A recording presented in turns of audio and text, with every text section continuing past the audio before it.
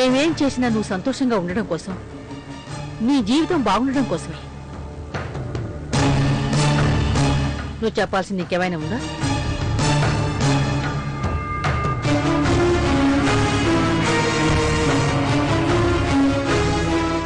అమ్మా, ఈ పెళ్లి చేసుకోవడం నీకు ఇష్టమేనని చెప్పమ్మా.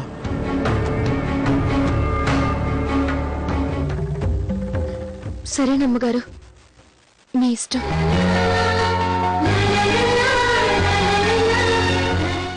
మీరు చెప్పినట్టు ఈ పెళ్లి చేసుకుంటాను, కానీ నాతో చిన్న షరతు. ఏమిటది?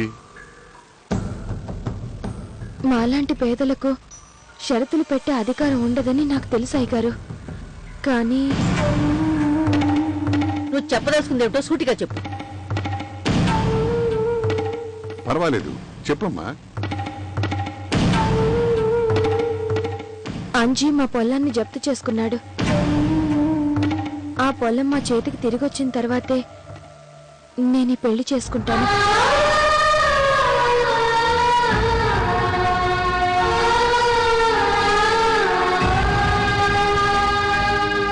ఏ ఆడపిల్లైనా పెళ్ళనగానే చేసుకోబోయే తన భర్త గురించి, అత్తవారింటి గురించి, నెరవేరబోయే తన కలల గురించి ఆలోచిస్తుంది. కానీ నువ్వు మీ అమ్మా నాన్నల గురించి బాధ్యతగా ఆలోచిస్తున్నావు. అందుకే నువ్వు నాకు నచ్చావు.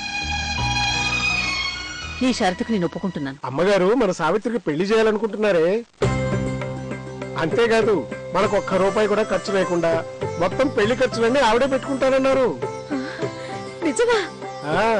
మన సావిత్రిని పెళ్లి చేసుకునే పెళ్లి కొడుకు ఎవరో తెలుసా? ఎవరయ్యా? ఎవరో ముక్కు ముఖం తెలియని అబ్బాయి కాదే, మనూరు అబ్బాయే, మనకు తెలిసిన అబ్బాయే. ఎవరో త్వరగా చెప్పయ్యా. మన విశ్వాతో పెళ్లి నిశ్చయం చేశారే. అవునా? ఎంతో మంచి శుభవార్త చెప్పావయ్యా. ఇదొక్కటే కాదే, ఇంకో మంచి శుభవార్త కూడా ఉంది. అమ్మగారు మన పొలాన్ని విడిపించి మనకిప్పించేస్తానన్నారు. అవునా? మరీ అని సిగ్గుపడిపోతాం అనుకోలేదు. లేకపోవడానికి నేనే నీలా మగాణ్ణి కాదు. సిగ్గు అనేది ఎవరికైనా ఉంటుందమ్మా.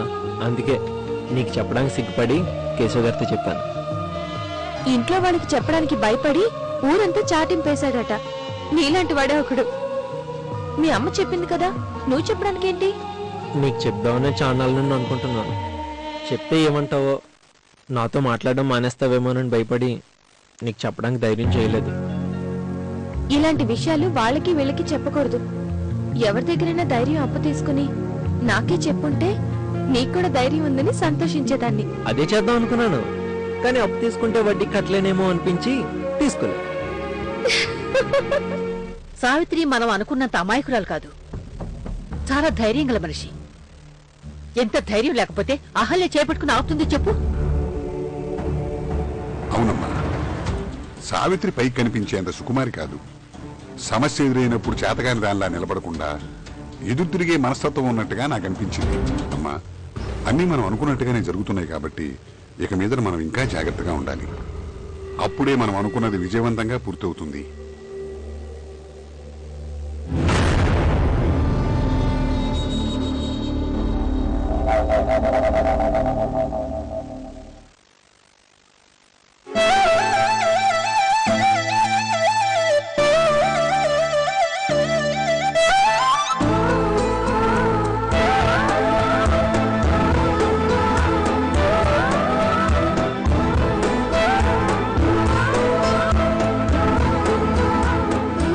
కుంకుమ పెట్టుకుంటే ఎంత బాగున్నావో తెలుసా?